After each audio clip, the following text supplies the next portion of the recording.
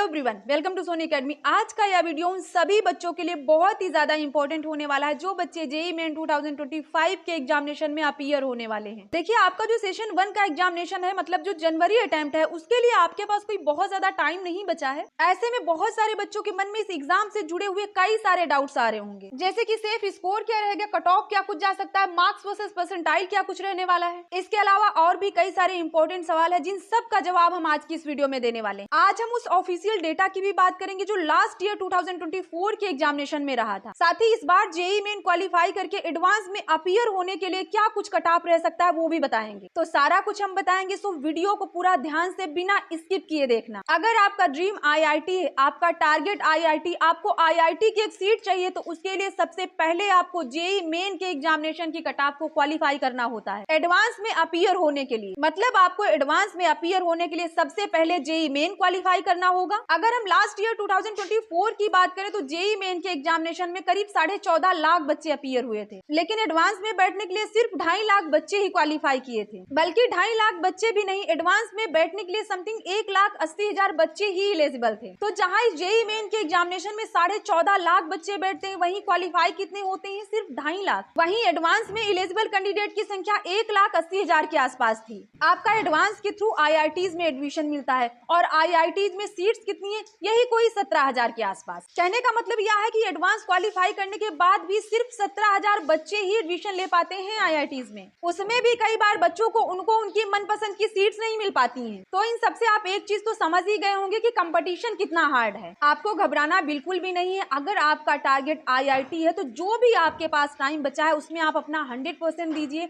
IIT की एक seat आपकी अपनी होगी, क्योंकि लास्ट 3 ईयर का अगर हम डेटा देखें तो कैंडिडेट्स की संख्या लगातार बढ़ती जा रही। ऐसे में कंपटीशन भी टफ होता जा रहा है। आप ये मानकर चलिए कि इस बार अगर सेशन 1 के एग्जामिनेशन में 14 लाख बच्चे रहते हैं, क्योंकि बहुत सारे बच्चे सेशन 1 के एग्जामिनेशन में नहीं बैठते हैं, वो उस टाइम बोर्ड एग्जाम में बिजी होते हैं, तो वो बच्चे फिर सेशन 2 में बैठते हैं। तो अगर सेशन 2 में 2 लाख बच्चे भी बैठते हैं, तो इस बार आप मानकर चलिए number of appeared candidate 16 lakh plus कर जाएंगे, क्योंकि बहुत सारे बच्चे सेशन 1 में बोर्ड एग्जाम की वजह से नहीं बैठते और सेशन 2 में उनके एग्जाम हो चुके होते हैं। अगर हम लास्ट ईयर का डेटा देखें तो उस हिसाब से इस बार सेशन 2 के एग्जामिनेशन में 2 लाख प्लस बच्चे बैठने की पॉसिबिलिटी रहेगी। सारी चीजें हम डिस्कस करेंगे। अगर चैनल पे नए हैं या अभी तक चैनल को सब्सक्राइब नहीं किया है तो प्लीज चैनल को सब्सक्राइब करके बेल आइकॉन प्रेस कर लें, क्योंकि आपके एग्जाम से रिलेटेड हर इंपॉर्टेंट वीडियो इस चैनल पे आती रहेगी, जिससे आपको सारी इंफॉर्मेशन टाइम टू टाइम मिलती रहेगी। तो चलिए अभी हम सबसे पहले जेईई मेन 2025 की एक्सपेक्टेड कट ऑफ के बारे में बात कर लेते हैं। देखिए, इस कट ऑफ को क्वालिफाई करने का मतलब ये बिल्कुल भी नहीं है कि आपको कोई एनआईटी मिल जाएगा। ये सिर्फ एक क्वालिफाइंग मार्क्स है जिसे आप क्वालिफाई करके एडवांस के लिए एलिजिबल हो जाते हैं। यहाँ आप देख सकते हैं लास्ट 3 ईयर का डेटा दिया गया है 2022, 23, 24। आपको लगातार इंक्रीमेंट देखने को मिल रहा होगा। सबसे ज्यादा इंक्रीमेंट आपको 2024 में देखने को मिला, क्योंकि यहाँ पर कैंडिडेट की संख्या भी सबसे ज्यादा रही थी। बाकी सब में आपको यहाँ पर इंक्रीमेंट देखने को मिल रहा होगा। जिस तरह से पिछले कुछ सालों से कंपटीशन बढ़ रहा है, उसे देखकर यही लगता है कि इस बार 15 से 15.5 लाख बच्चे इस एग्जामिनेशन में अपीयर होंगे। इस बार 2025 के लिए आप जनरल कैटेगरी में क्वालिफाई करने के लिए 94.5 परसेंटाइल मानकर चलिए, ईडब्ल्यूएस कैटेगरी में 84.5 परसेंटाइल मान के चलिए, ओबीसी एनसीएल में 83 परसेंटाइल, एससी कैटेगरी के लिए 64 to 65 परसेंटाइल, एसटी के लिए 50 परसेंटाइल। पीडब्ल्यूडी कैंडिडेट का तो बहुत ही कम जाता है, 0.002 परसेंटाइल या इससे भी कम मानकर चल सकते हैं। अगर आपका इतना परसेंटाइल बन रहा होता है कैटेगरी वाइज, तो आप जेईई मेन क्वालिफाई करके एडवांस के लिए एलिजिबल हो जाते हैं। अब हम आपको इस साल का डेटा दिखाने वाले हैं जो कि बहुत ही ज्यादा शॉकिंग है। आप देख सकते हैं candidate short listed for JEE advance. यहाँ ओपन कैटेगरी में रिक्वायर्ड कैंडिडेट 96,187 थे, जनरल ईडब्ल्यूएस में 23,750, ओबीसी एनसीएल में 64,125, एससी में 35,625, एसटी में 17,828, PWD candidate 12,501। Total required candidate की संख्या 2.5 लाख थी। लेकिन जब रिजल्ट जारी किया गया तो उसमें टोटल 2,50,284 बच्चे क्वालिफाई किए थे जेईई मेन। ये आपका एग्जैक्ट डेटा है और हर साल इतने ही बच्चे क्वालिफाई करते हैं। कैंडिडेट्स की संख्या कितनी भी बढ़ जाए, पर शॉर्ट लिस्टेड इतने ही बच्चे किए जाते हैं। ये आपका कैटेगरी वाइज परसेंटाइल रहा था 2024 का। इस कट ऑफ को इतने बच्चों ने क्वालिफाई किया था, लेकिन यहाँ पे क्वालिफाई करने का मतलब ये बिल्कुल भी नहीं हुआ कि सारे बच्चों ने एडवांस के लिए फॉर्म फिल किया, क्योंकि एडवांस हर बच्चा तो क्वालिफाई नहीं कर सकता।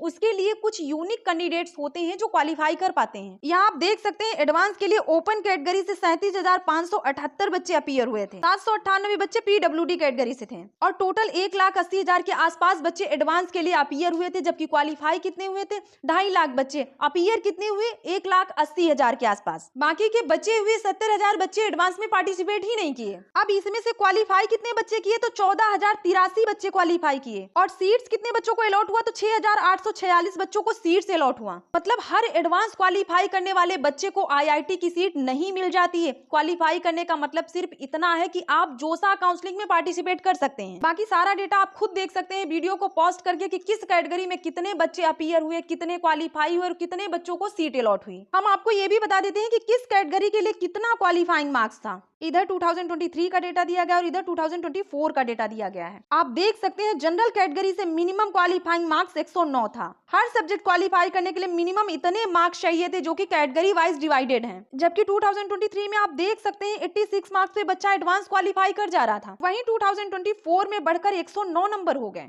मतलब जिस बच्चे का 360 में से 109 नंबर थे वही बच्चा क्वालिफाई किया था, उसमें भी सब्जेक्ट वाइज लाना था। तो यहाँ पे सारा एग्जैक्ट डेटा दिया गया है एडवांस का। अभी तक आपने क्वालिफाई करने के लिए कितने मार्क्स चाहिए होते हैं, कौन कौन से बच्चे क्वालिफाई होते हैं, ये सारी चीजें समझ लिया होगा। अब हम समझेंगे सबसे important point, marks versus percentile. देखिए यह एग्जाम आपका ऑनलाइन मोड में कंडक्ट होता है। चूंकि इतनी बड़ी संख्या में बच्चे बैठते हैं इस एग्जाम में, तो एक दिन में सभी बच्चों का एग्जामिनेशन हो पाना पॉसिबल नहीं होता है। इसलिए कई दिन में अलग अलग शिफ्ट में यह एग्जाम चलता है। फॉर एग्जाम्पल आपका एग्जामिनेशन 5 दिन चला, 5 दिन मतलब 10 शिफ्ट में कंडक्ट हुआ, तो हर शिफ्ट के पेपर का लेवल भी एक जैसा नहीं हो सकता ना, पेपर का लेवल भी डिफरेंट होगा। मान लीजिए इस बार आपका एग्जामिनेशन 25 जनवरी से स्टार्ट होता है, 25 जनवरी से स्टार्ट होकर 26, 27, 28, 29, 30 तक चलता है। मान लीजिए 25 का पेपर आपका इजी आ गया, वहीं 26 के किसी शिफ्ट का पेपर आपका हार्ड आ गया, तो हार्ड शिफ्ट में कम नंबर पर भी ज्यादा परसेंटाइल बन जाएगा और इजी शिफ्ट में ज्यादा नंबर लाने पर भी आपका परसेंटाइल सेम बनेगा, जिस वजह से आपका परसेंटाइल के अकॉर्डिंग रैंक बनता है। इसलिए एनटीए पर हर बार कहीं ना कहीं सवाल उठता रहा है कि पेपर का लेवल सेम नहीं रहता है। हम जनवरी अटेम्प्ट की बात करें तो आपका 99 परसेंटाइल जो लो था वो 152 मार्क्स पे बना था, वहीं हाईएस्ट 236 मार्क्स पे बना था। वहीं अप्रैल अटेम्प्ट में लो आपका 186 मार्क्स पे बना था, हाईएस्ट आपका 211 मार्क्स पे बना था। वैसे ही 98, 97, 96, 95, 94, 93 इन सब के लिए आप देख सकते हैं। तो जैसा कि आप देख पा रहे होंगे किसी शिफ्ट के किसी पेपर में 99 प्लस परसेंटाइल के लिए 152 मार्क्स लाने पड़े थे, वहीं दूसरे दिन के एग्जामिनेशन में 99 परसेंटाइल के लिए 236 मार्क्स लाने पड़ रहे थे। लेकिन लास्ट ईयर इसीलिए एनटीए पे बहुत सारे सवाल उठे थे कि पेपर का डिफिकल्टी लेवल इतना डिफरेंट नहीं होना चाहिए। अब चूंकि पेपर अलग अलग शिफ्ट में होता है तो ऐसे में थोड़ा बहुत तो ऊपर नीचे हो सकता है, लेकिन 80 नंबर का डिफरेंट बहुत होता है। ऐसे में बच्चा एकदम से डिमोटिवेट हो जाता है। एक बच्चा जिसका 236 मार्क्स आया और 99 परसेंटाइल के लिए एक्सपेक्ट करके बैठा है, वहीं दूसरा बच्चा जिसका 152 मार्क्स और उसने एक्सपेक्ट भी नहीं किया होगा कि मेरा 99 प्लस परसेंटाइल बन जाएगा, लेकिन जब रिजल्ट आता है तो होता क्या है, दोनों का 99 परसेंटाइल होता है। तो इस कंडीशन में जो बच्चा 236 मार्क्स लेकर आया वो तो डिप्रेस हो ही जाएगा, क्योंकि उसके साथ पढ़ने वाला बच्चा जिसका 152 मार्क्स था और उसका 99 प्लस परसेंटाइल बन जा रहा है, उसे 152 मार्क्स लाने पे जो कॉलेज मिलता है वही सेम कॉलेज 236 लाने वाले बच्चे को भी मिलता है। होपफुली एनटीए बच्चों के साथ इस बार ऐसा ना करो और जो भी चीजें हैं उनमें थोड़ा सुधार करें। देखिए इस बार कंपटीशन लास्ट ईयर से भी ज्यादा टफ रहने वाला है, इसलिए आपको 99 प्लस परसेंटाइल के लिए 220 मार्क्स का टारगेट करके चलना चाहिए। परसेंटाइल में कोई कैटेगरी काम नहीं करता है कि जनरल है तो इतना होगा, ओबीसी है तो इतना होगा, एससी है तो इतना होगा। 98 परसेंटाइल के लिए आप 200 नंबर मान के चलिए